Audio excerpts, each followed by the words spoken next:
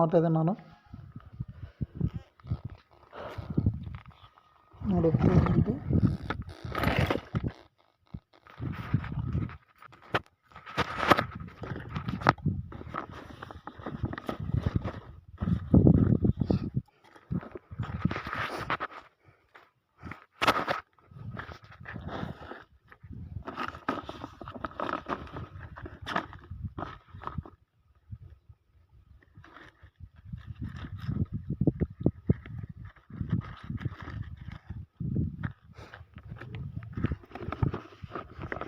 ಪೈಪ್ಗಳನ್ನ ಸರಿಯಾಗಿ ಹಾಕಬೇಕು, ಇಲ್ಲಾಂದರೆ ಅದು ಸರಿಯಾಗಿ ನೀರು ಪೂರೈಕೆ ಆಗೋದಿಲ್ಲ.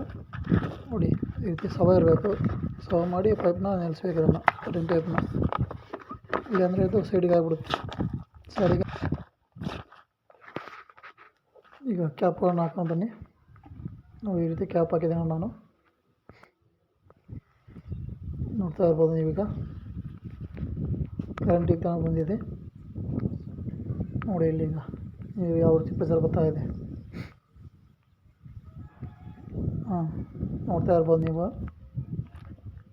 ನೀರು ಯಾವ ಥರ ಬೀಳ್ತಾ ಇದೆ. ನೋಡಿ ಇಲ್ಲಿ ತುಂಬ ಬೀಳ್ತಾ ಇದೆ ನೀರು.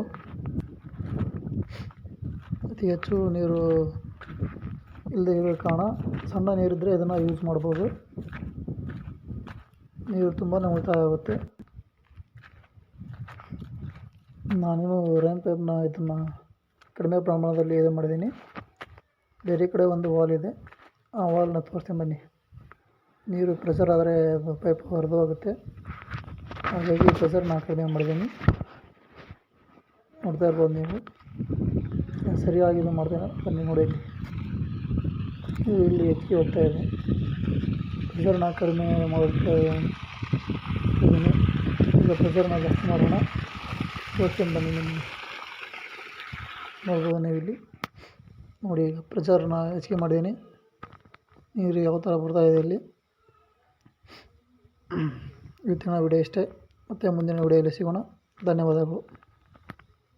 ಎಲ್ರಿಗೂ ನಮಸ್ಕಾರ.